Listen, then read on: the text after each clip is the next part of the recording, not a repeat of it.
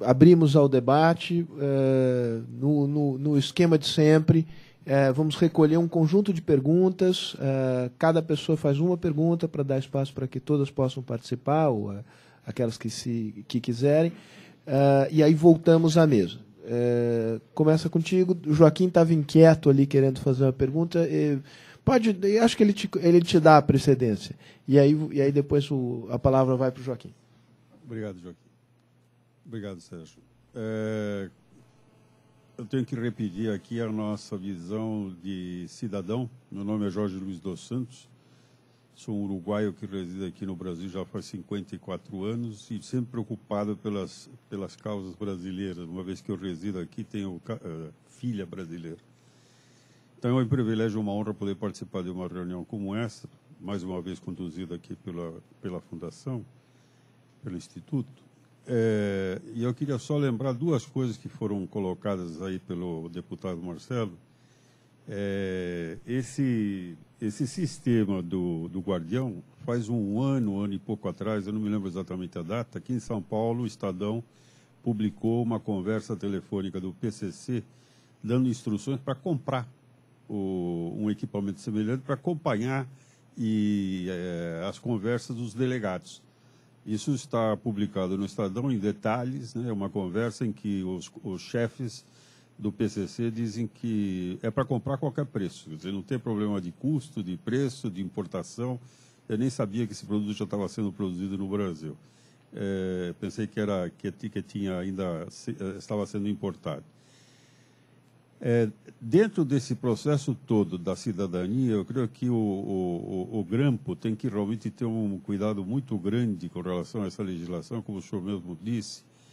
O Brasil não é um Brasil só, são muitos estados com muitas estruturas diferentes. Mas eu gostaria de lhe perguntar, uma vez que uma das coisas que me ficou na mente aqui é de que nós temos um problema com os juízes. Na concessão dessas autorizações de uma forma aparentemente um tanto quanto simplista. Já que nós temos o Conselho Nacional de Justiça, e já que todo mundo está controlando todo mundo, por que não se faz um controle nos juízes do que pode ou que não pode ser efetivamente autorizado? Se isso é possível, não é possível, que os juízes vão dizer assim que perdem a liberdade da decisão deles e todas aquelas coisas. Eu não sou advogado, sou administrador de empresa, mas não pode ficar, além de ser um estado policialesco, nós estamos entrando num estado de controle, né? Todo mundo controlando todo mundo e ninguém controlando ninguém. Obrigado.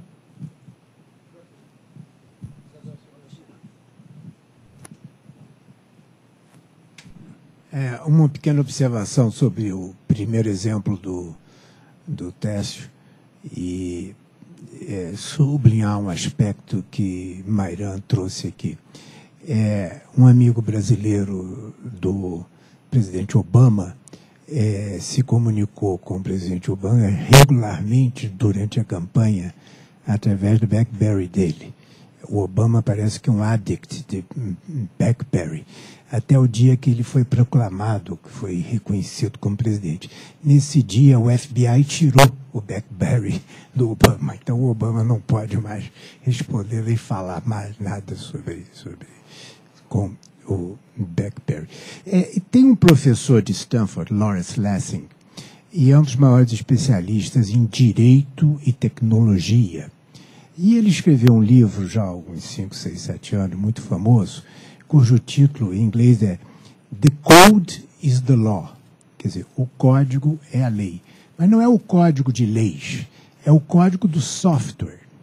Quer dizer, hoje em dia, as normas, elas não estão definidas nas leis, elas estão definidas nas estruturas dos softwares que são aplicados. Então, todo esse problema de intercepção, ele vai depender de como foi estruturado o software que permite a interceptação.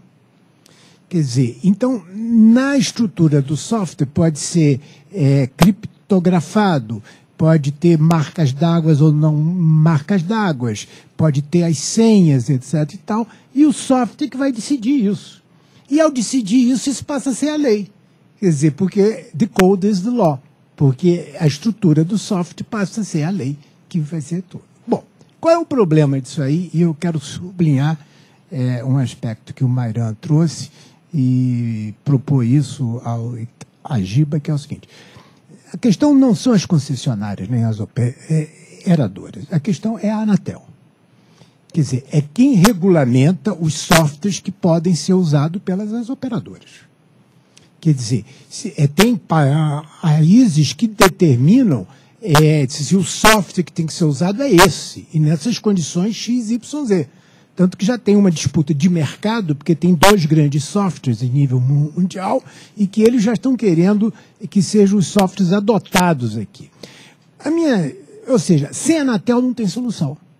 Quer dizer, o Congresso, Conselho Nacional de Justiça, Suprema Corte, etc. Tal. Agora, se a Anatel não regular qual é o tipo de software e como é isso que o Mairan falou, a cadeia de segurança dentro das operadoras. É ali que está a informação, ali é uma das fontes da informação. Então, se a Anatel não for trazido para esse processo e ela não regulamentar uma posição uniforme dos softwares das agências, vai ser extremamente frágil qualquer lei que possa ser feita. Qual é a dificuldade disso? É que quando se pensou as agências, nós não pensamos que as agências, como nesse caso, era um órgão que executa uma ordem do judiciário. Então, essas agências, elas precisam atender a normas definidas por quem? Por elas mesmas, pelo Executivo, pelo Congresso ou pelo Judiciário. Porque se isso é para executar uma ordem do juiz, o juiz tem que ter, e a lei determina, ele tem que ter o cuidado da exatidão, porque senão ele é responsável. Agora, esse cuidado da exatidão, o que a história hoje nos mostra, é que não é uma coisa extremamente só pessoal, é que o sistema não está montado. É que o sistema, a lei foi criada, o Tércio mencionou, as escolas não ensinam, os profissionais não são formados, etc. Tal, tudo. Ou seja, nesse momento, eu advogo uma extrema convergência entre o Judiciário, o Congresso e a Anatel. E se a Anatel não regular isto, e não regular tecnologicamente, e é possível de ser feito, não tem solução.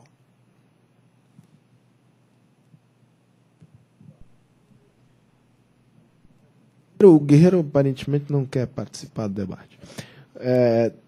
Tem duas pessoas que levantaram as mãos, peço que façam perguntas e, sucintamente, a gente volta à mesa para encerrar, porque o deputado Itagiba tem que sair aos meio-dia e meia, às 17h30, e ele ainda será submetido à imprensa, que assim me pediu, como você me disse que tudo bem, a imprensa o aguarda de 17h20 a 17h30. Então, eu peço que sejam sucintas as perguntas, e aí voltamos às considerações finais da mesa. Boa tarde, meu nome é Ceres Borges, da CBM Business Bank. Eu gostaria de perguntar ao senhor deputado em relação ele falou dos arapongas. Então, que atitude, que providências vão tomar em relação a isso? Porque isso hoje existe aos montes. Eu mesmo já fui vítima do meu telefone grampeado. Obrigada.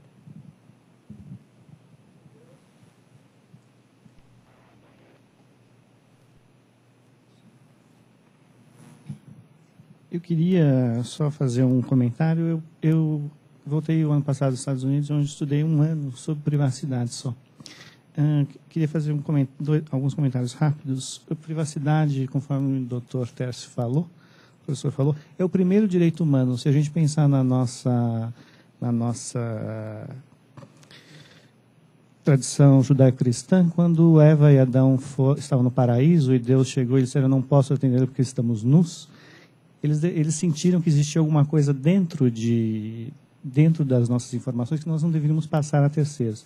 Então, a doutrina reconhece a privacidade como sendo o primeiro direito humano fundamental. Com relação à tecnologia, concordo com o que o professor falou. Eu acredito que o Brasil vai precisar, mais cedo ou mais tarde, tomar uma posição com relação à tecnologia ser utilizada e a participação do Estado nessa tecnologia no sentido de controle da informação. Os Estados Unidos e a Inglaterra, por razões do terrorismo, adotaram uma postura de simbiose total entre o Estado e a tecnologia da informação. Lá não existe praticamente informação que não seja controlada pelo Estado. Então, praticamente toda a infraestrutura do sistema de telecomunicações que está sendo criada já é feita em simbiose com o Departamento de Estado e com o Departamento de Defesa. O Brasil, mais cedo ou mais tarde, vai precisar tomar essa postura, e é uma postura política. Eu tenho só mais uma consideração, que é a seguinte: eu entendo que a tecnologia fez com que a privacidade seja algo que não exista mais.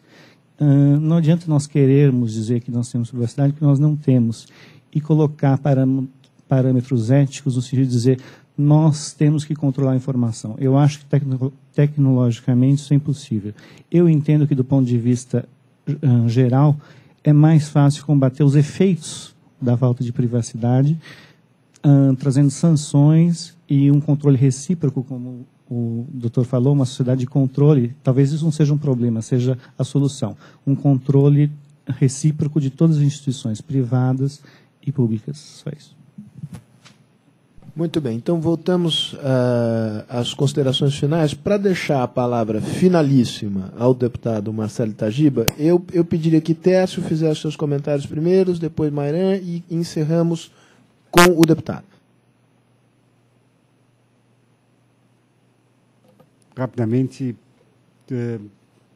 acho que o tema levantado pelo Joaquim toca no seu tema quando mencionou a atitude americana e a atitude inglesa. Eu acho que, de fato, esse é um problema. A grande dificuldade que a gente vê nesse tema, de um lado, é que para nós lidarmos com os abusos no uso das tecnologias, nós temos que usá-las. E isso é quase que um círculo vicioso, que cria realmente o risco ou do Big Brother, ou então o Estado se afasta. O drama é como eu uso a tecnologia para lidar com os abusos da tecnologia. Acho que, e aí entra a questão do code. Como é que eu faço isso? A Anatel não estaria realmente preparada para... Enfim, você disse que isso é possível. Eu acredito que seja. Mas acho que a vontade de como fazer isso coloca um problema complicado. A segunda questão é da privacidade. Será que ela existe? Bom, quando eu entrei no prédio aqui, a moça lá falou assim: posso fotografá-lo? Não tem como não dizer. Não, pois não, claro. Ninguém protesta. Não, faz parte do nosso dia a dia.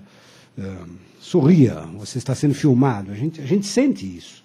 De fato, pelo menos a privacidade como nós conhecíamos dentro dessa tecnologia, ela está desaparecendo.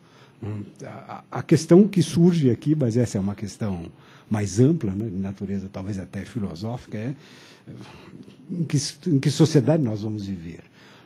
O que vai acontecer com essa tecnologia sobre a qual não tenho controle, salvo se eu tiver uma tecnologia fantástica capaz de controlar a tecnologia. Acho que esse é um drama claro.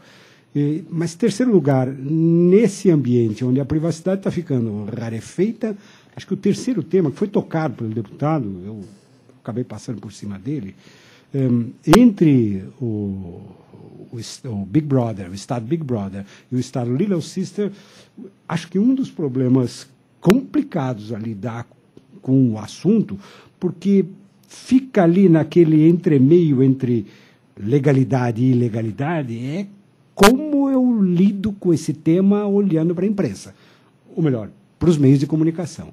Acho que aí a coisa complica muito. Nós tivemos recentemente num debate desse tipo, numa conversa desse tipo, e a gente ouve dos jornalistas defesas de uma autorização aberta, não concedida, para que eles possam fazer também as suas investigações em nome do acesso à informação que todo cidadão deve ter, etc. Esse me parece um tema cabeludo, difícil de mexer nele. Tema cabeludo, achei que foi uma provocação a mim, mas nós vamos tratar desse tema em um momento oportuno. Maran. As questões colocadas pelo Joaquim, eu acho que podem ser sintetizadas na utilização da tecnologia para proteger a informação. Há pouco eu mencionei na tecnologia versus privacidade, então agora vamos utilizar a tecnologia em prol da privacidade para garantir maior segurança dos dados de informação, ou pelo menos diminuir a insegurança, porque a questão dos grampos ilegais está diretamente relacionada com insegurança ou com facilidade de acesso a determinados dados. Me parece ser uma consequência natural. Com relação à colocação do Dr. Eduardo, é isso? Jorge, o Dr. Jorge colocou, no que se refere à suposta banalização dos grampos, é um termo que o deputado vem utilizando com frequência. Eu não gosto de utilizar esse termo grampo, porque grampo se refere à interceptação ilegal. Eu vou me referir à interceptação legal judicialmente autorizada. E para refutar a argumentação ou a questão do senhor, eu vou trazer um dado já mencionado há pouco pelo deputado, que no mês de outubro, em todo o Brasil, foram monitorados 12.748 telefones, seja pela Justiça Estadual, seja pela Justiça Federal, o que demonstra que não é nenhum número exorbitante ou nenhum número que reflita banalidade ou banalização da utilização desse meio de investigação. Os números que se referidos pelas operadoras, até eu tive a oportunidade de conversar com o deputado Itagiba ontem, também decorre de uma metodologia que as próprias operadoras usam. Elas contam cada prorrogação como uma interceptação nova. Então, se aquela interceptação tem 1 ano, ela conta a mesma interceptação mais 23 vezes, porque a cada 15 dias eu tenho a prorrogação e eu computo uma nova interceptação. E também a questão do prazo, o deputado bem colocou, não posso comparar os dois números, o número mencionado pela CPI com o número divulgado pelo CNJ. O CNJ hoje apresenta um retrato, começou a fazer uma estatística, que diz, em outubro, no território nacional, eu tinha 12.748 telefones monitorados. A CPI, quando pede o número de interceptações, ela pede durante todo um ano. Isso inclui todas as interceptações que foram feitas e já extintas. Posso trazer um exemplo que o Tribunal de Justiça do Rio de Janeiro começou a mensurar as interceptações em maio de 2007. De maio de 2007 até outubro de 2008, foram monitorados mais de 10.000 telefones. No mês de outubro de 2008, eu tenho monitorados no estado do Rio de Janeiro, pela Justiça Estadual, 847 telefones. Que, por si só, ressalta a diversidade dos números e o parâmetro também que é considerado. É claro que daqui a 1 ano o Conselho Nacional de Justiça terá condições de dizer quantas interceptações judiciais no período de 1 ano foram realizadas no Brasil. Então, a gente pode conferir esses números. No momento, a estatística de que dispomos é essa. E com isso eu espero ter respondido à questão do senhor no seguinte sentido: não há uma banalização ou um deferimento exagerado ou descuidado por parte dos juízes de uma forma geral. As exceções não podem ser, nesse caso, consideradas como regra.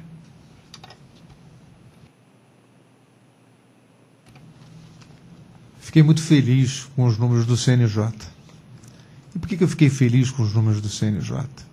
Porque parece que a Comissão Parlamentar de Inquérito começa a surtir efeito.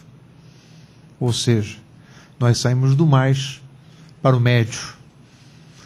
Por que eu digo médio? Até tive a oportunidade de entregar a Sua Excelência ontem um trabalho muito interessante que é feito pelo Poder Judiciário americano em função de uma legislação nos Estados Unidos.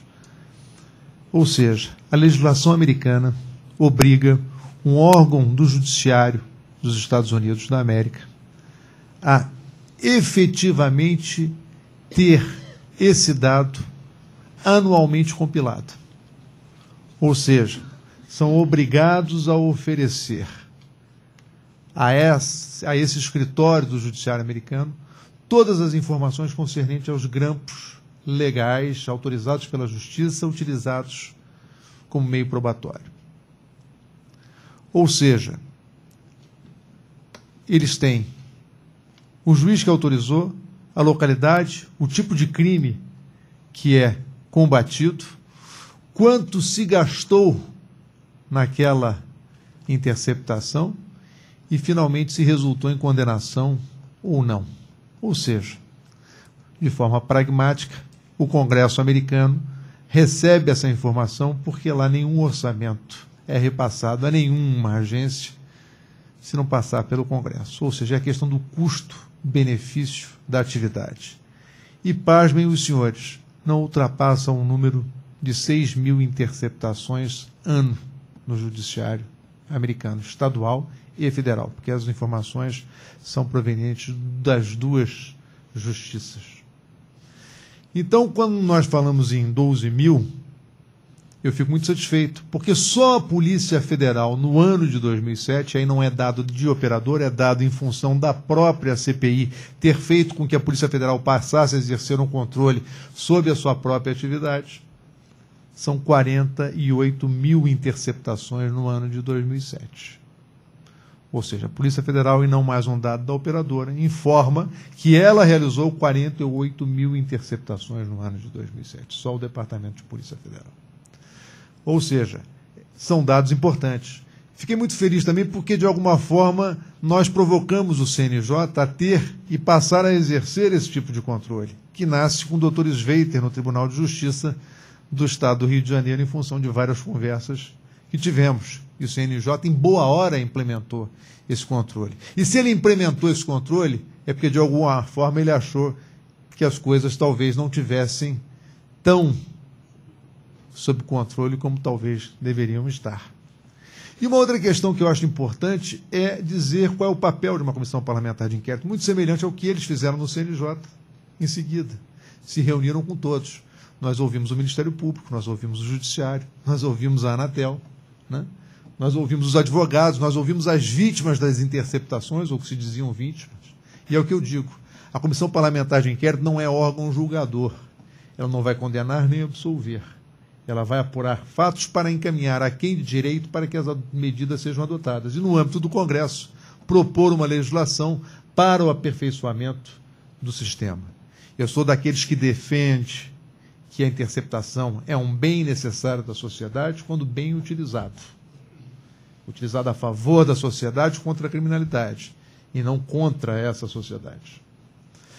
Vejo, Guerreiro, que tanto pontificou na nossa Anatel, e posso dizer que eu acho que a Anatel tem um papel importantíssimo a cumprir.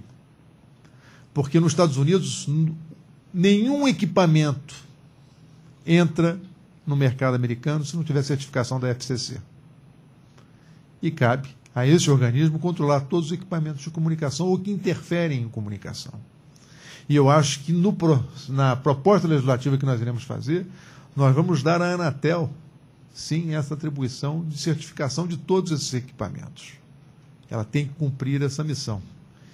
E me desculpe, a Anatel, ela não deveria servir para mudar a lei de outorga em função de interesses privados e comerciais em detrimento dos interesses do povo brasileiro.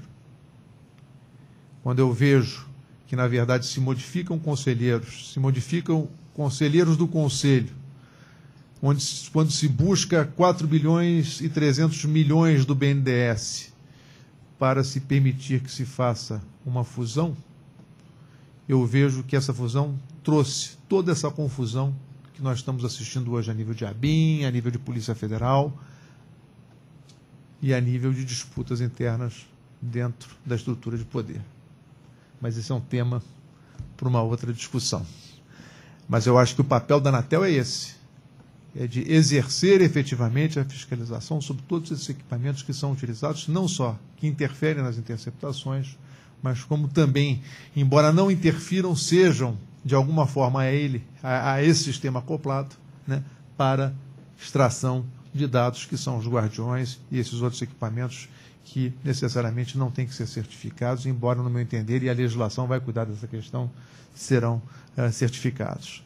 Também, respondendo à senhora, eu digo que a partir da CPI também a Polícia Federal começou a se mexer e fez uma operação, se não me engano, chamada Ferreiro, que levou à prisão alguns arapongas, aliás, muito conhecidos aqui na cidade de São Paulo, né, que trabalhavam, né, em conivência com prestadores de serviço das operadoras para fazer interceptação, para obtenção de contas reversas, para obtenção de extratos telefônicos.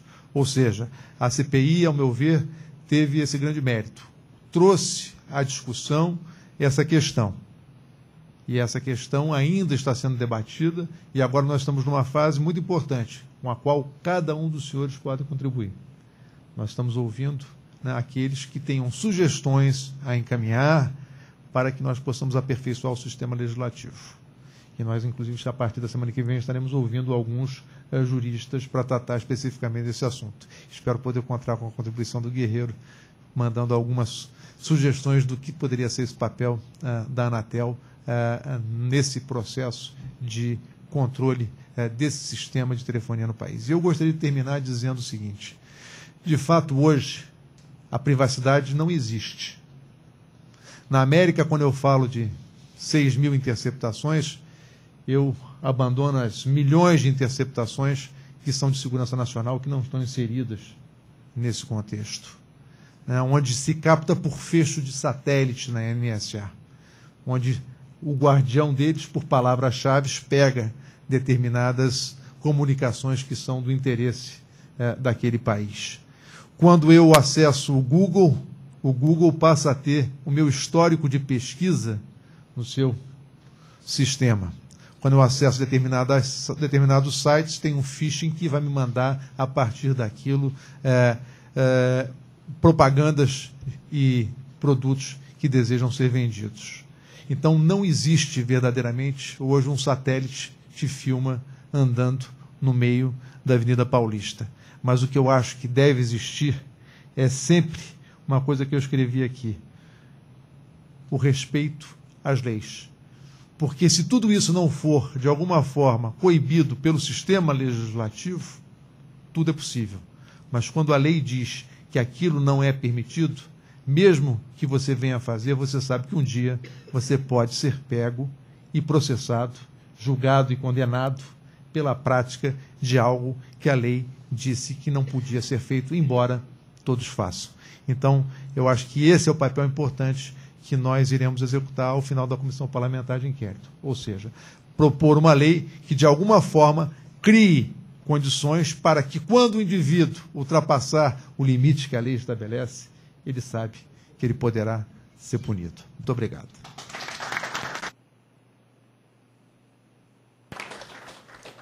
Rapidíssimas palavras de agradecimento. Eu acho que tivemos uma tarde interessante, feliz. Acho que esse sentimento é compartilhado pelo Joaquim, em nome da Escola de Direito da Fundação Getúlio Vargas, pela Maria Odete, pelo Zé Horácio, do Instituto dos Advogados de São Paulo. Eu queria agradecer muitíssimo ao deputado Itagiba, ao professor Técio, ao desembargador, que apareceu de surpresa. Foi uma belíssima surpresa, acho que deu uma imensa contribuição ao debate. E agora eu só me resta dizer tchau e deixar o deputado no convívio da imprensa por mais apenas 10 minutos, para que depois eu pudesse sair.